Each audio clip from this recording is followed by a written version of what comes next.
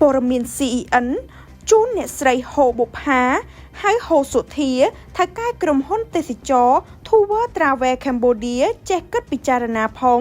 ជាធម្មតាសេះកញ្ជ្រោតែងទុកដាន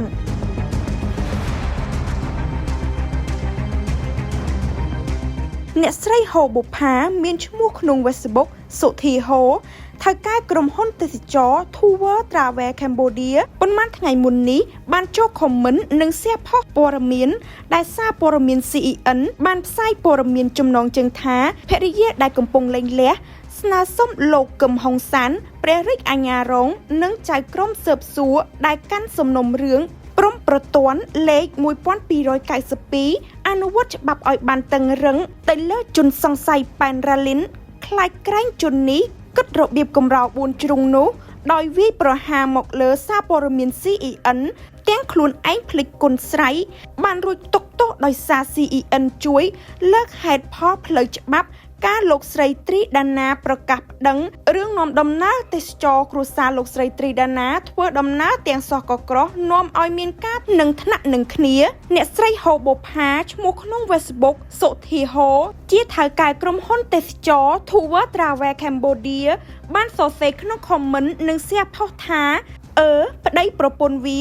ទាស់លែងលះឆ្លោះគ្នាមិនបានមកពាក់ព័ន្ធនឹងយករូបគេដាក់ក្នុងវីដេអូនេះដែរផ្សាយតែរឿងអត់ប្រយោជន៍ហើយមានរូបទង់ជាតិក្រុមហ៊ុនទេសចរ Tour Travel Cambodia ចូលទៀតអត្ថបទនិយាយនិងរូបភាពអត់ស៊ីគ្នាកាសែតអត់មានចំណេះដឹងនិងមានជីវវិទ្យាស្រែងោងលោកអើយលោកថាតើគួរមានច្បាប់ឲ្យកាសែតបែបនេះចេះតែនៅមានលើលោកនេះបានទៀតសូមក្រសួងព័ត៌មានមេត្តាជ្រាបជាដំណឹងអ្នកស្រីហូបុផាឈ្មោះក្នុង Facebook សុធាហូបាននិយាយរបៀបឌឺដងថែមទៀតថាខំរវល់ចូលរួមច្រាស់ការវាហើយនឹងពេលវាតោះគ្នាមិនបានយករូបឯងទៅពាក់ព័ន្ធយីពិតជាគូស្នេហ៍បុពេសន្តិវិសមែនតើគ្រូហុងសុយណាគុនគូរកគូស្រករឲ្យអញចេះបានជាទាស់លែងលះគ្នានាំយករូបគេទៅចូលដែរចង់តែបង្ហើយទេអ្នកស្រីហូបុផាឈ្មោះក្នុង Facebook សុធាហូបាននិយាយ comment និង share post ព័ត៌មានទៀតថា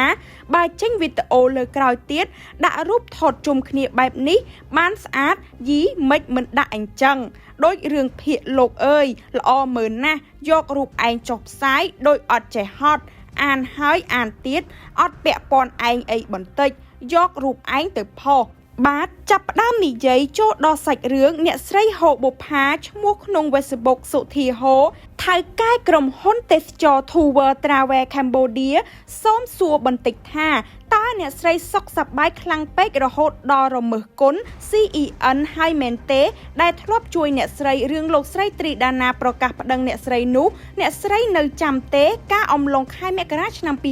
2023លោកស្រីត្រីដាណាបានកំងតួអ្នកស្រីទេសចរធ្វើដំណើររកកំសាន្តសម្រាប់រីករាយឆ្នាំសកលនោះគឺទៅលេងប្រទេសម៉ាឡេស៊ីនិងសិង្ហបុរីដំណើរកំសាន្តនោះសោះក៏ក្រោះពេកត្រូវបានលោកស្រីត្រីដាណារិះគន់និងប្រកាសប្តឹងឲ្យផ្ដោតសំណងជំងឺចិត្តជូនលោកស្រីត្រីដាណាវិញប៉ុន្តែរឿងនោះសារព័ត៌មាន CEN បានចូលខ្លួនផ្សព្វផ្សាយបំភ្លឺជុំវិញផ្លូវច្បាប់និងហេតុផលផ្សេងជូនទៅសាធារណជនក៏ធ្វើឲ្យលោកស្រីត្រីដាណាផ្លាស់ប្ដូរការសម្រេចចិត្តឈប់ប្តឹងវិញរឿងនេះតើអ្នកស្រីហូបុផាថៅកែក្រុមហ៊ុនទេសចរ Tour Travel Cambodia មានន័យចាំទេនឹកឃើញទេហើយអ្វីពេលនេះរមើសគុណវាប្រហារមកលើ CEN ទៅវិញណាហើយរំលឹកជូនអ្នកស្រីប៉ុណ្ណឹងបានហើយចូលដល់សាច់រឿងនីតិវិធីវិញ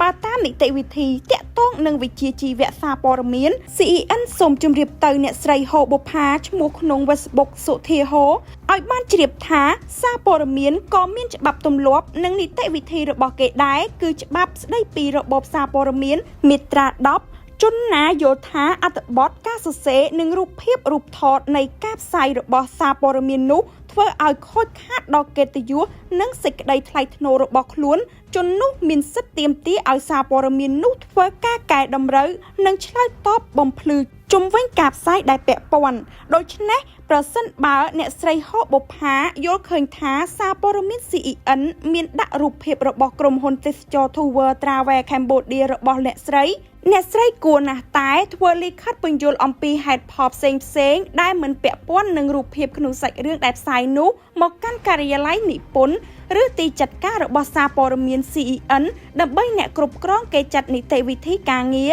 ជូនអ្នកស្រីផ្ទុយទៅវិញមិនគួរអ្នកស្រីធ្វើការបែបត្រមៀងត្រមកត្រគួបបោះបោកបែបនេះសោះមិនបានអីនឹកឃើញដល់គុណបុណ្យគ្រាដែលអ្នកស្រីមានគ្រោះអាសន្នហើយបាន CEN ជួយនោះផង CEN ធ្លាប់ផ្សាយដាស់តឿនក្រានរលឹករួចមកហើយចំពោះស្ត្រីមួយចំនួនឬស្ត្រីអ្នកជំនួញឬស្ត្រីអ្នកធ្វើការងារអ្វីមួយក៏ដោយបើទំនេរខ្លាំងឬបើអបសុកពេកសូមកុំទៅរពឹសមាត់ឬខូចមាត់និយាយដើមគេ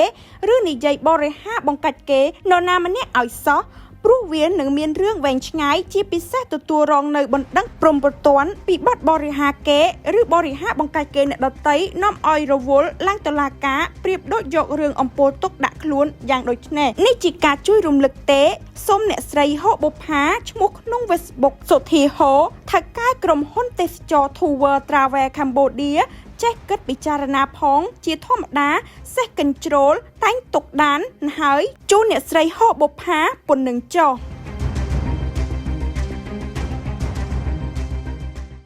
អូនគឺជាបុគ្គលលេខ2ចាបុគ្គលលេខ2បើយើងមើលមកក្នុងនេះវាគ្រាន់តែសាមញ្ញទេចាយើងសាមញ្ញវាលំបាកនៅក្នុងការសម្រេចចិត្តអវិជ្ជមានយើងសម្រាប់បងប្អូនដែលមិនទាន់ស្គាល់ខ្លួនឯងច្បាស់រកស៊ីមានបញ្ហានឹងការធ្វើការជាមួយអ្នកដទៃមិនចុះសម្រុងគ្នានិងចង់អភិវឌ្ឍសេដ្ឋកិច្ចរបស់ខ្លួនអាចធ្វើការគុនគូជាមួយនឹងលោកជំទាវផ្ទាល់តាមក្បួន Napoleon Hill លោកអ្នកនឹងទទួលបានដឹងអំពីការតម្រង់ផ្លូវជីវិតប្រាប់ពីអត្តចរិតនិងកែប្រែឧបនិស្ស័យរបស់អ្នករោគជំងឺដែលត្រូវប្រយ័ត្ននិងជំងឺដំណពូជធាតុដែលខ្វះពណ៌ដែលត្រូវប្រើលើករិស័យមុខរបរដែលស័ក្តិសមនិងធាតុកំណើតរបស់លោកអ្នក